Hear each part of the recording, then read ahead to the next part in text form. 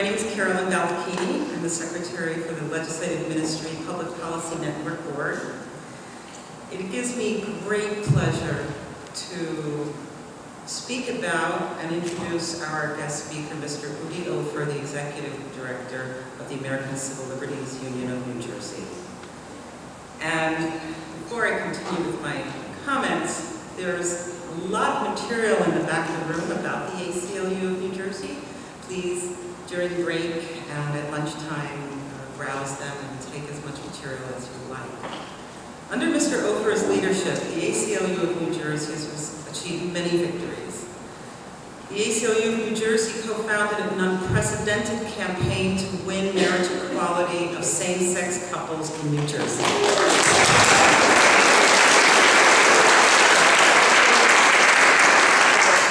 The ACLU of New Jersey helped lead the charge in reforming our broken bail system.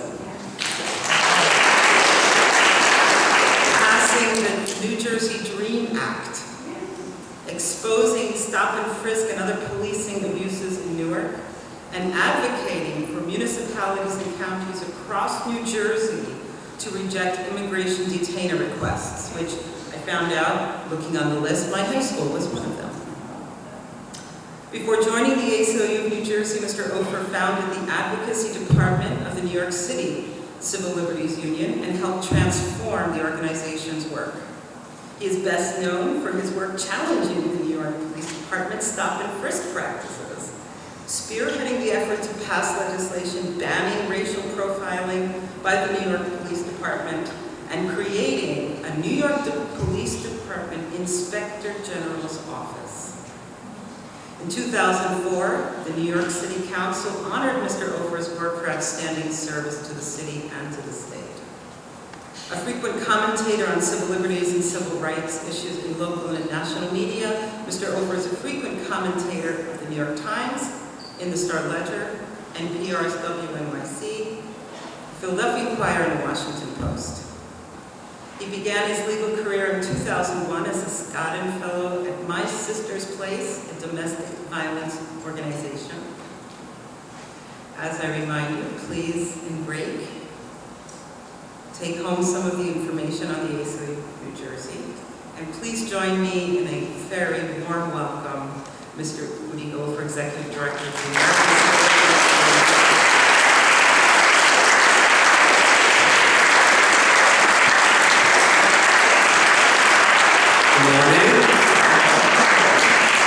It is such an honor to be here today, not only because of the long relationship between the ACLU and Unitarian Universalist, but just being here and seeing so many friends who are not only part of the Unitarian Universalist community, but also part of the ACLU community.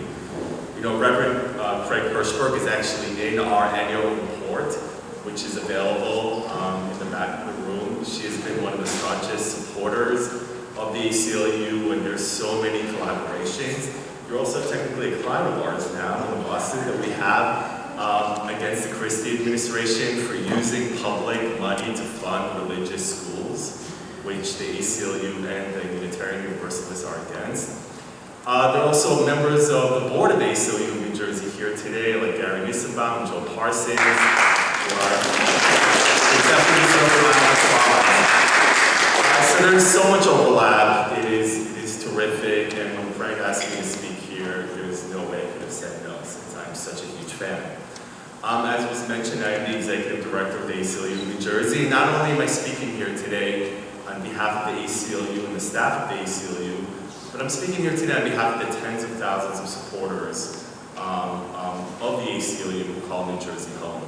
It is incredible how we have ACLU members and supporters living in every corner of the state, from Cape May County to Sussex County, and certainly here in Bergen County.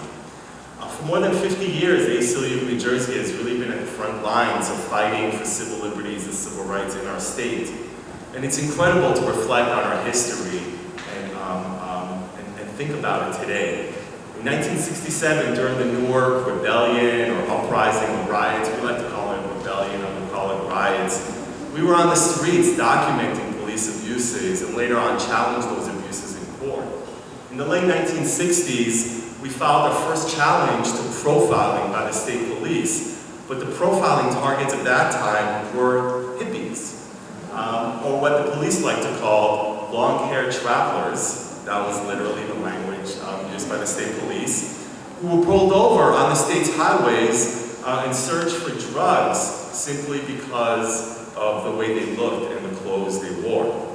In 1970, the ACLU of New Jersey, 3 years before Roe v. Wade, successfully challenged New Jersey's 123-year-old ban on abortions, which made performing almost all abortions, with the exception of when a woman's life was in danger, illegal under our state law, and we got that struck down 3 years before Roe v. Wade. In 1987, we represented 3 gay men who were not allowed to rent an apartment because the landlord feared he would catch AIDS from them. And in 1996, we were back in court challenging profiling by the state police, but this time we filed a class action lawsuit on behalf of 12 New Jerseyans who were racially profiled by the police because they were black and they were driving on the New Jersey State Turnpike. Today, the ACLU of New Jersey is 54 years old, and while the nation and our state has made many advances in civil liberties and civil rights, the fight for civil liberties and the fight for our rights and freedoms still continue. The targets of attacks on civil liberties may be dressed a bit differently today, so the long-haired hippies have been replaced by saggy-pants youth. Or they may appear in different places, so driving while black, while still subjects you to profiling on the turnpike, is now also walking while black on the street and being stopped and frisked. So while the targets of profiling may be dressed differently or may be appearing in different places, the constitutional fights we are engaged in have the same issues at their core.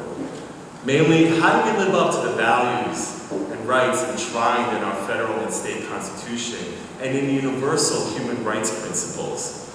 How do we protect and advance the right to free speech, the right to freedom of religion, and freedom from the establishment of religion, the right to privacy and to be free from unreasonable searches and seizures, and the right to due process and the equal protection of laws? Today, the battle for civil rights and civil liberties continues, but at the top of any list of the inequalities that face our nation and face our state must be the problem of over-incarceration, the war on drugs, and the related problem of police abuses.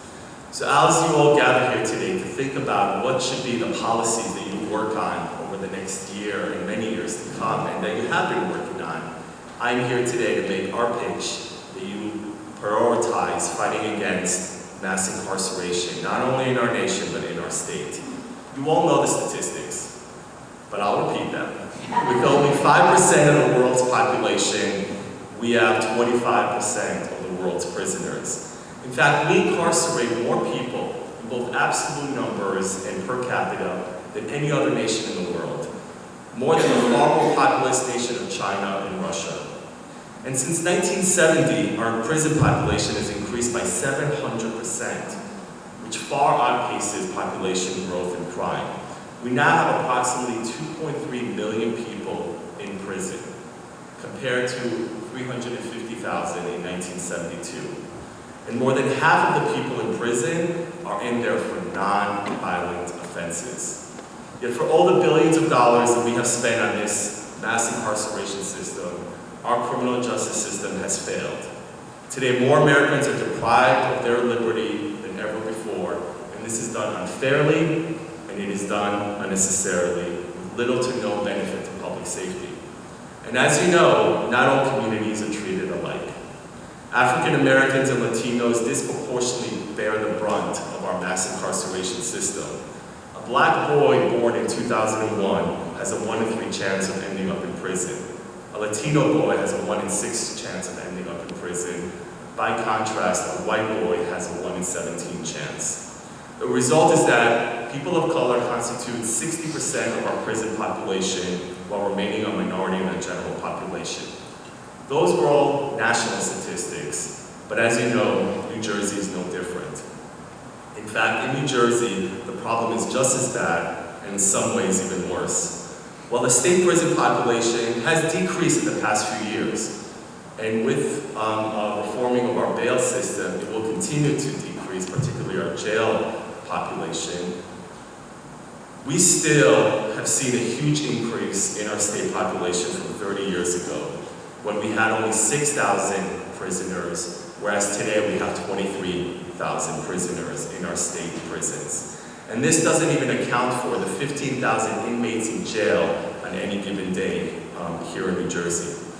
And like national statistics, here in New Jersey, African Americans make up 15% of the state population, but account for 61% of people in state prisons. And as you know, the consequences of incarceration go far beyond the turmoil of serving several years behind bars, in addition to impacting employment, family life, personal reputation. Here in New Jersey, it also includes the stripping of basic constitutional rights, and specifically the right to vote. In one of the statistics that I find most damning, in 2010, more than 100,000 New Jerseyans were denied their right to vote because of their status as inmates, parolees, or probationers. While this represented 1.5% of the overall state population, within the Black community, 5.5% of the community, 5.5% of the African American community in New Jersey is deprived of their right to vote because of their status as inmates, parolees, or probationers. So tens of thousands of people are stripped of the basic right to vote. And to make matters even worse, in New Jersey we also have prison-based gerrymandering, meaning that those already denied the right to vote are also used to manipulate apportionment of political power as they are counted away from their home districts and rather counted where they are imprisoned when considering population for apportionment purposes. So why has our prison population increased so dramatically? Well, as you know, closely related to our nation's massive growth in the prison population and the racial disparities associated with it is the war on drugs. The war on drugs has been waging for the past 40 years, and the war on drugs has been a massive failure. But few people know and realize that the war on drugs has actually changed significantly over the last couple of decades. Whereas the first half of the war on drugs focused largely on relentless enforcement of heroin and crack cocaine laws in poor communities of color, the war on drugs today has a much different target and a much easier target, and that is marijuana enforcement. Over the past 20 years, police departments across the country have greatly increased their resources towards the enforcement of our marijuana laws. So even though overall drug arrests began to decline around 2006, marijuana arrests continue to rise, and today make up half of all drug arrests in the United States, including here in New Jersey. Stated simply, the war on drugs in many ways has become a war on marijuana. And the numbers across the nation and here in New Jersey are staggering. And once again, not all communities are treated alike, with Black communities disproportionately targeted for marijuana enforcement, even though study after study shows, and this is key, that marijuana is used in comparable rates between the when compared to the white community to the Black community. So even though it is used in comparable rates, not all communities are treated alike when it comes to enforcement. So what does the data show? Nationally, a marijuana arrest is made every 37 seconds in our nation. In 2010, the last year we have really reliable statistics for, there were 889,133 marijuana arrests. So 890,000 marijuana arrests across the nation in 1 year alone. To put that in context, that's 300,000 more arrests than for violent crimes. And on average, a Black person is 3.73 times more likely to be arrested for marijuana possession than a white person, even though, like we've already said, Blacks and whites use marijuana at similar rates. What about New Jersey? Well, both the number of marijuana arrests and the racial disparities in who's being arrested have increased in the last 10 years. And in fact, we just found out recently that the last data that we have from New Jersey, marijuana arrests continue to go up. and actually it increased by 2.5% over the past couple of years. But in 2010, New Jersey made 21,659 arrests for marijuana possession. Close to 22,000 arrests for an activity that the last 25 years of US presidents have admitted to engaging in. And this 22,000 arrests for marijuana is almost double the arrests for any other single offense. That is what our police departments are focusing their energies on. In fact, New Jersey ranked 8th in the nation for marijuana arrests, despite being 11th in the nation in terms of population. So in New Jersey, we make more arrests for marijuana than the more populous states of Pennsylvania, Ohio, North Carolina, and Michigan. And thousands of additional arrests are also made for marijuana distribution, including low-level distribution. And while on average, the racial disparities in New Jersey for marijuana arrests are not as bad as the national average, they're still very bad and even worse in some parts of the state. Here in New Jersey, Black residents are 2.8 times more likely to be arrested for marijuana possession than white residents. And in some counties, the disparities are shocking. In Hunterdon County, Blacks were 5.1 times more likely to be arrested for marijuana than whites. In Ocean County, 4.8 times. In Monmouth County, 4.6 times. Here in Bergen County, just under 3 times more likely disparities. And the disparities are getting worse and worse and worse, even though, and this is key, usage rate is the same among Blacks and whites. And remember, the consequences of a marijuana arrest should not be belittled. Simple possession of marijuana for personal use can include up to, the punishment can include up to 6 months in jail and a $1,000 fine.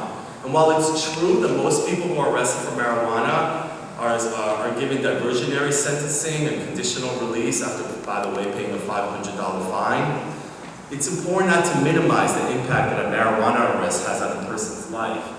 And again, we're talking about 22,000 arrests in any given year here in New Jersey. So what are those consequences? It includes a humiliating experience of being arrested in front of friends and neighbor. And by the way, it's usually right after a stop and frisk. It includes spending time in jail awaiting processing, losing time at work and possibly being fired, obtaining a criminal record for up to 5 years or more, which makes any subsequent criminal sanction even more severe, facing potential loss of a driver's license, risking immigration consequences, even if you are a lawful permanent resident or a green card holder, 2 minor marijuana possession arrests or convictions could lead to deportation. It includes loss of student financial aid and obviously an arrest record that can ruin your job or housing prospects. And the war on marijuana here in New Jersey has not only significant consequences in human lives, but also on our state budget. Enforcing marijuana possession laws in New Jersey costs us more than $127 million on any given year. This is time and valuable this is money and valuable police time that could be better spent on investigating serious crimes. Meanwhile, while ensnaring people into the criminal justice system, this war on drugs and war on marijuana has not worked, and in fact, quite the opposite. Marijuana use has increased ever since the number of marijuana arrests have also increased. And a greater percentage of the population uses marijuana today than it did 10 years ago. So what has led to this huge increase in marijuana arrests? Why are we seeing 22,000 people arrested a year for marijuana? It's not because people are smoking marijuana on a street corner. I mean, I don't know how often you see that. You hardly ever see it. But much of the growth in marijuana arrests is very much related to police practices. And specifically, a policing strategy that took hold about 20 years ago that encourages police officers to crack down aggressively on petty crimes. Some of you may know the name of this policing strategy, especially living here in Northern Jersey, for those of you who live here in Northern Jersey, since there's a real conversation happening in New York City right now about this exact issue, and that is broken windows policing. Broken windows policing is not only a New York City issue, but it's an issue that has taken hold across our state, where police departments are focusing their energies on low-level enforcement, and specifically in low-income communities of color. So suddenly, disorderly conduct, trespass, loitering become reasons for police officers to stop and frisk you. And guess what? During a stop and frisk, either when you voluntarily, quote-unquote, empty out your pockets, or forcefully are forced to empty out your pockets, all too often you find a marijuana joint.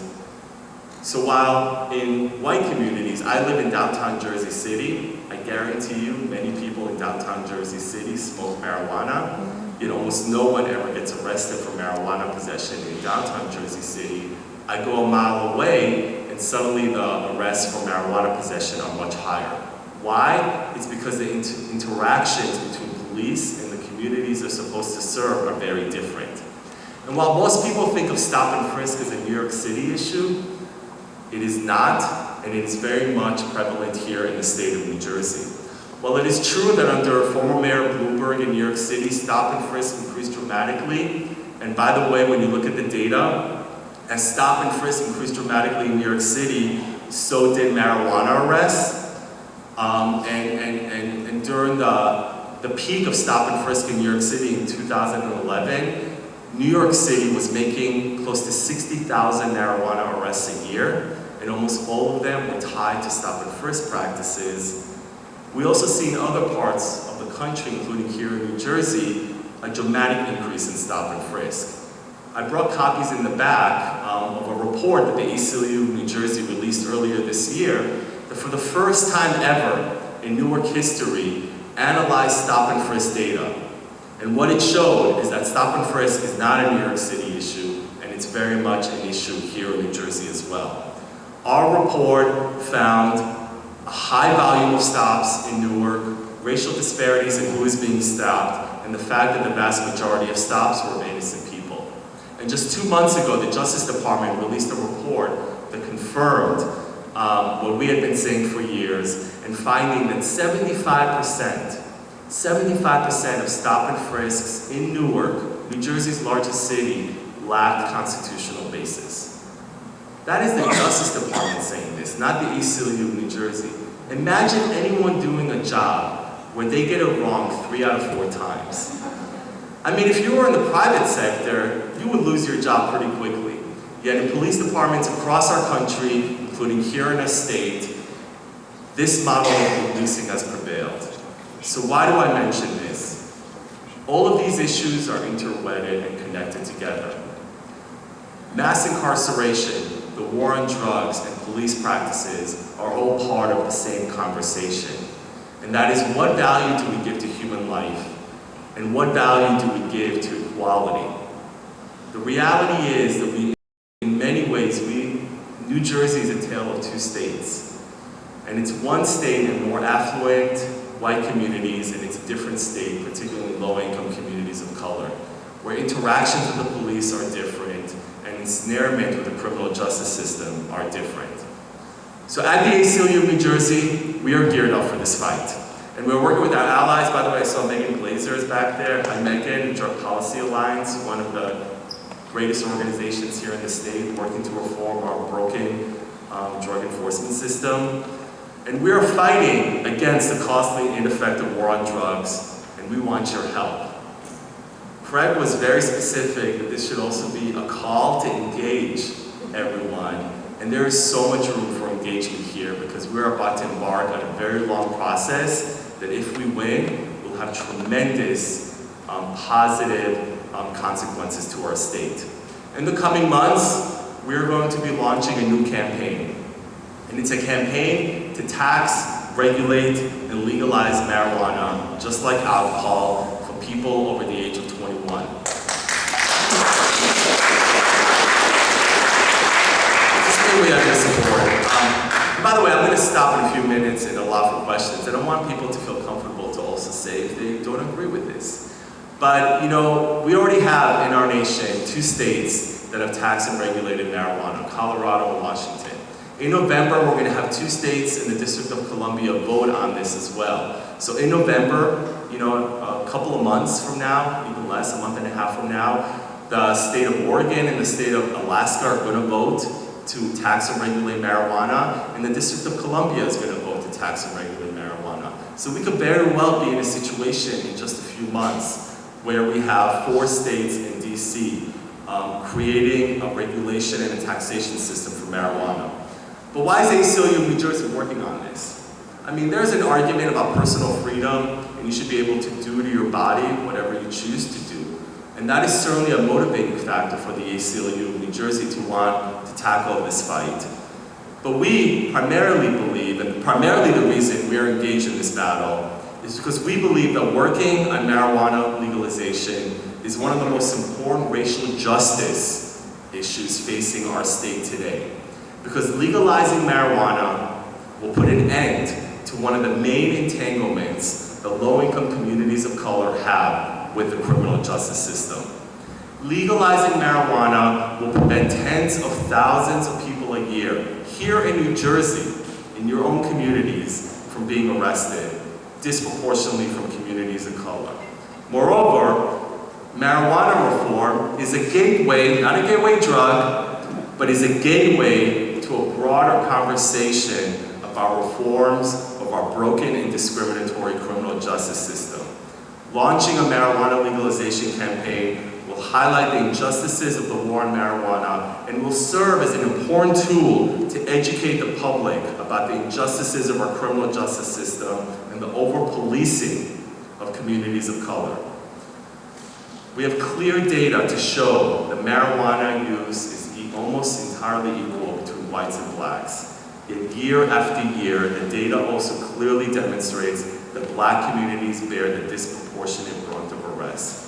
There is no better example to illustrate the point that arrests for minor offenses are driven more by police practices and not by illegal behavior.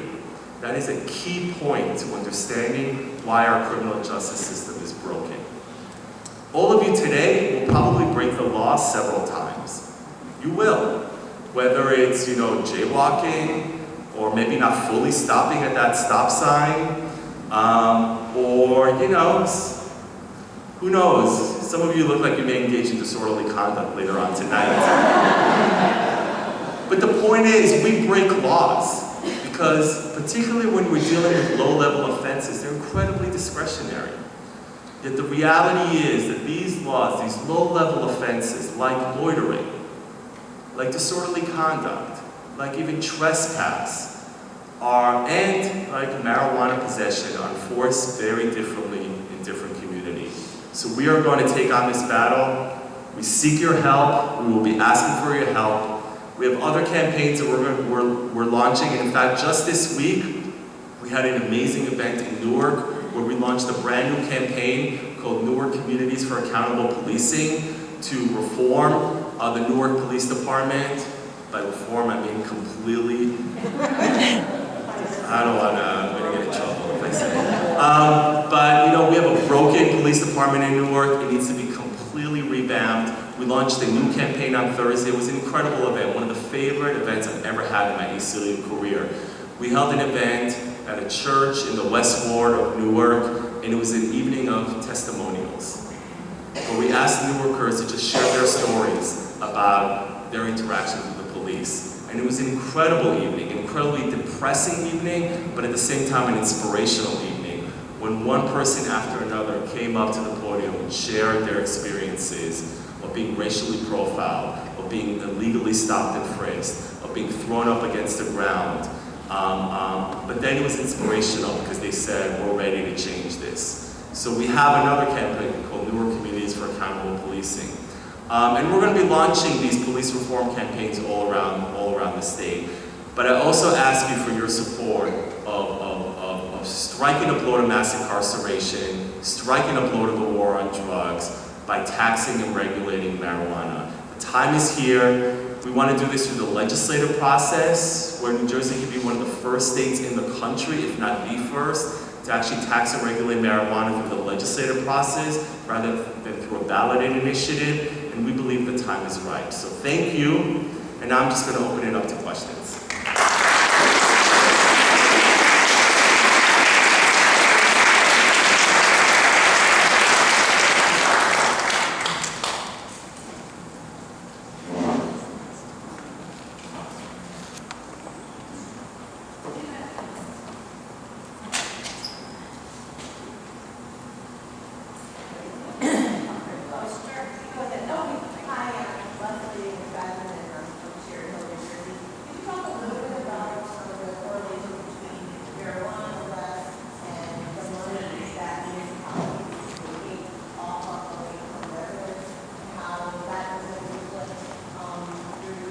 legislative work that you guys are hoping to do. Yeah. Sorry, I just wanted to ask about the correlation between money that municipalities are making off of marijuana and these low-level arrests and in low-income communities, and how that would be affected by this legislative bill. So there are several incentives for communities to make many marijuana arrests. Part of the incentives actually come under federal law, and it's something that we're trying to change. You know, police departments get grants from the federal government to engage in their activities. And one of those grants actually counts how many marijuana arrests as an indicator of success, which we believe is unconscionable. And as you know, so many of the impediments that we have to reforming our drug laws, and specifically our marijuana laws, is because of the federal government. I think all of you know that marijuana is still a Schedule I drug here in the United States, which technically means under our law that it has no positive purposes whatsoever. Yet even though we know here in New Jersey, because we do have a medical marijuana law in place, although our government doesn't really like to acknowledge that we have it in place, there are medicinal purposes. So there's that incentive to engage in marijuana arrest because it could lead to additional federal money. And B, we talked about the fines that everyone pays. You know, people always try to not people, but when I deal with policymakers and talk about why marijuana reform is one of the most important issues we face today, they say, yeah, but you know, when you get arrested for marijuana possession, you'll spend a few hours in jail, it's a big deal, and then you're out, you pay a ticket, a fine, what's the big deal, just plead guilty, and then you go on with your day. Well, that's incredibly naive and really kind of disrespectful. I mean, and I talked about, in addition to the humiliation of being, you know, handcuffed and arrested in front of your friends, you pay a $500 fine, which is a lot of money. And it creates an incentive, and when you multiply that times 22,000, that's a lot of money. So there are many incentives for the state, for municipalities, to engage in marijuana enforcement. As we're working on creating a taxation and regulation scheme, and that's something we're working on right now. We're literally drafting the legislation along with Senator Scutari.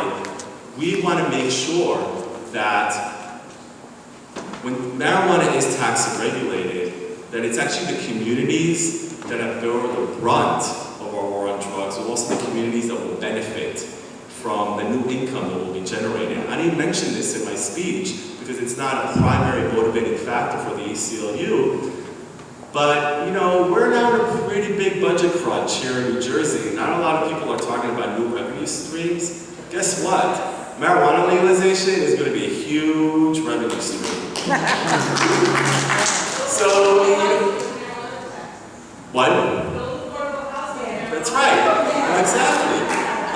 You know, we're engaging right now with economists to try to, predict how much it will cost, but we're also looking at other states. For example, New Jersey's population is a bit comparable to Washington State's population, and a new study just came out in the last couple of days that found that when the marijuana legalization taxation system will be fully in place in Washington, which will take a couple of years, it could generate up to $400 million a year in additional revenue. Now that's Washington State. I would actually argue that New Jersey will probably generate a lot more. Why? Because we have amazing population densities that are outside the state, that guess what, will drive into the state if marijuana is legalized here. So I live in Jersey City. I live, just next to the Hudson River, where just across 8.5 million people live. We're technically not New Jerseyans, but we'll be able to drive into New Jersey, which Washington State doesn't have that phenomenon, except Southern Washington State has it with Portland, but not that huge an impact. And similar with Southern Jersey, you have Philadelphia. So it could potentially bring hundreds of millions of dollars. But for us, the ACLU, and look, we're not market economists, but we're trying to engage people who are. It's very important for us that when marijuana is taxed and regulated here in New Jersey, it won't become like big alcohol, where you can walk in low-income communities of color and you don't see a single library, but you see a liquor shop every other door. We don't want to create that with marijuana legalization. So we're trying to be very responsible about it in the sense of being a much more regulated market, and also make sure that whatever revenue stream comes doesn't then just go to pay for our roads, which is what lawmakers want to do, but also goes to reinvest in communities that have borne the brunt of the war on drugs And as was already mentioned, for things like, low-income housing, better schools, and so forth, and jobs. Hi, my name is Maureen O'Connor, and I'm a Central Unitarian here in Paramus. The question I have for you is, in the event that you do start drafting up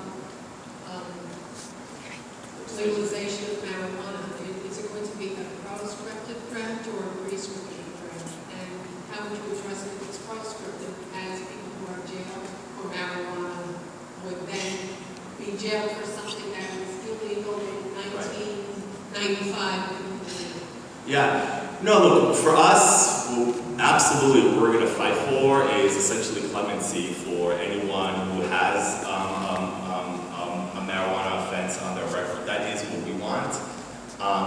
The legislative process, it's a process of compromise. If I had to guess, the bill that will be introduced, technically there already is a bill that's introduced in the legislature, although there'll be a newer version introduced soon.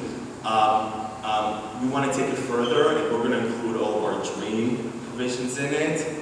So hopefully that will end up being, so yes, we agree with you, and hopefully that will end up being part of the final legislation where, and just to be clear what we're talking about, where if someone, let's say the law passes on, February 1st, 2015, well, what if you were just arrested for marijuana on January 22nd, 2015? We want to make sure that the people who were arrested in the past for what is now legal will also benefit from the fact that now it's legal and won't have this criminal record that they have to deal with for the rest of their life. As a strategy in convincing others that legalization of marijuana is a good thing, what do you think about a strategy that says, well, because the cops are so busy in these little marijuana things, they are not paying attention to heroin, crack, and cocaine, which are the ones we want them, perhaps. What do you think about that as a strategy? Well, first of all, I will be careful with that latter part. I liked everything in the beginning. And the reason is, like for the ACLU and for Drug Policy Alliance and for many, civil rights advocates, it is very important that we shift the entire way we approach the war on drugs. And remember when I said in my speech that we view legalization of marijuana as a gateway, not as a gateway drug, but as a gateway to a broader conversation about reforming our criminal justice system. So all the drugs that you mentioned right now, we believe that our guiding principle is that the criminal justice system is not the way to handle what people decide to do with their bodies. Now there may be crimes associated with the heroin trade or the crack trade, and we're not belittling that. But a principle of self-autonomy that the ACLU believes in is your body, as long as you're not harming others, you have a right to do what you want with your body. And it's not just about marijuana, it's about all types of drugs. And we view it, and any abuse of that, because people do abuse it, and we want to help people who may have an addiction, should be treated by our public health systems and not by our criminal justice systems. So that is a guiding principle. And having said that, the first part of what you said, we very much agree with, and that is police shouldn't waste their time enforcing our marijuana laws and many other drug laws, but our marijuana laws.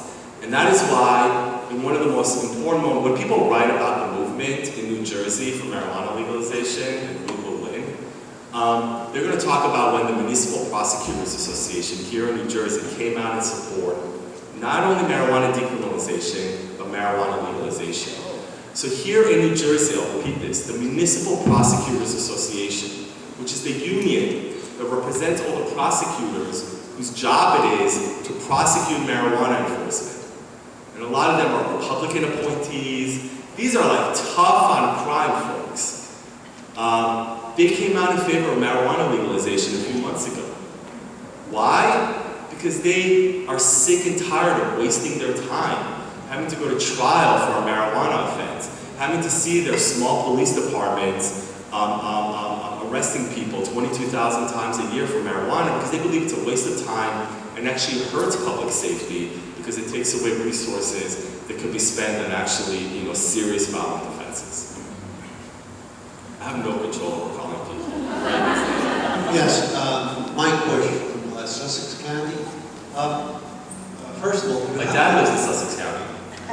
Did you say Sussex County? Sussex. Yeah, my dad lives in Sussex. Where? Outside of Newton. Oh, Yeah. Stillwater. that's outside of there. The question I have is, do you have a list of the New Jersey legislators that are on board with this? Right. And if so, can you give it to us? Sure. And on top of that, can you tell us now some of the leading legislators in the movement toward legalizing marijuana? Sure. So we're not there. I'm not there yet to be able to give you a list because I got to say I'm giving you a big sneak peek here, and it's because I love you guys. We haven't even launched this campaign yet, although we've been spending months, building it, and we hope to launch in the next month and a half or so. And we're building the website right now. We're drafting the legislation. So we're not there out yet with our list of who you should start harassing, which you will get, trust me, and you will know. But the champions of this issue so far have been Senator Scutari in the Senate and Reed Bushora in the Assembly, and there are a few others, but they're kind of the most vocal ones. So we have supporters. There will be supporters, but there'll also be people who will have to change. So I'm not ready to give you that list yet, but trust me, you will be one of the first to hear about that list. Again, one more question. Jim Barnshaw from Princeton. With your model legislation, I'm wondering how you're doing with the issue of safety-sensitive jobs, in that with pre-employment drug testing, employers are not going to want to employ somebody who tests positive for marijuana, who's going into a highly safety-sensitive job. I gotta say, this is a big one, and this is already an issue. I mean, where we are right now in the marijuana conversation reminds me so much of where we were in the marriage equality conversation about, 10 years ago. Maybe a bit less. And then you started to see people recognize marriage, but then there were all these conflicts in the law, right? We had the Defense of Marriage Act in the federal law that actually prohibited recognizing same-sex marriage. You had local laws that were in conflict with state laws. Right now, in the marijuana legalization world, there are a ton of, and in the medical marijuana world, there are all these conflicts as well. Marijuana continues to be a Schedule I drug, which is the highest level of priority and prohibition you can possibly have under federal law. Yet you have 2 states that now allow for the use of marijuana. And you have many more states that allow for medical marijuana use, including here in New Jersey. That's a conflict. So how do you address that conflict? Well, so much of that conflict appears in our employment laws, where someone is legally prescribed marijuana, like there's a case now in Princeton that you're probably familiar with, at Princeton University, where there's a Princeton employee who uses medical marijuana as he's allowed to under our state law.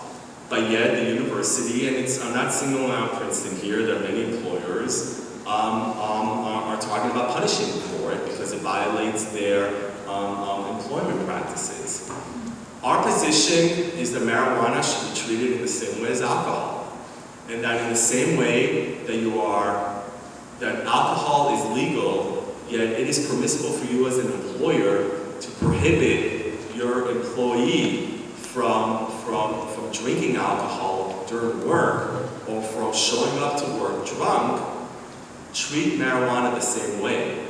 And don't prevent that person from using marijuana on their own time.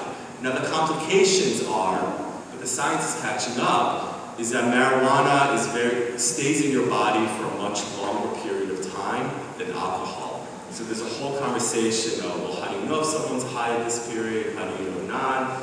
And then in addition to that, there's a complication of the fact that alcohol has no medicinal purposes. Marijuana does have medicinal purposes. So in the same way that sometimes you may have to take a prescription drug while at work, there's the question of should you be allowed to take a prescription, marijuana while at work. And again, I would argue in that situation that you need to make an individualized determination, not have a blanket rule, and make a determination whether your use of what you're medically asked to do, does it have an impact on your employment or your job responsibilities? And I guarantee you in a lot of cases it will not, when it's medically prescribed. Follow-up point, Yeah. that when you're talking about pre-employment situation, Well, pre-employment, okay, so, so that you have somebody who's not going into a safety-sensitive job, right, their employment should not be Right. prohibited because of a positive marijuana test. right. So, as you guys probably know, in New Jersey, we just passed a law called Ban the Box, which actually, although it wasn't the perfect version of it, and by the end, the version that passed had so many holes in it that the reality is we're probably going to have to go back to the legislature soon to fix those holes. But we're in a better place today. In New Jersey right now, there are rules on when can you ask someone in the pre-employment phase about their past criminal convictions, and marijuana will be included in that. So right now in New Jersey, in the initial phase of when you're not allowed to ask your past criminal convictions when you're seeking out employment, but during the interview process it could come up. So we went a step forward in the sense of we're in a better place than we were before, but these issues are still going to arise, and unfortunately some people will end up being discriminated against in their employment opportunities when they shouldn't be. I'm having fun, so I can Well, I was just going to say, based on the interest of time and the rest of the agenda, Udi, I hope you'll stay for our break and maybe answer some Yeah, I can more stay questions for in the back, which would be wonderful. And we brought lots of materials. Lots of materials. Including membership forms, sorry. That's all right, I do the same thing. Joe Parsons is our treasurer, so just write him a check. And as he said, UULMNJ is in their annual report, which was quite a surprise to me when I saw it. I want to, first of all, I have to say something about Udi and ACLU of New Jersey. The one thing I know about you, and I haven't known you as long, you've only been in this job for how many years? Close to 2. When they set out to do something, it happens. And it's an incredible organization, and you're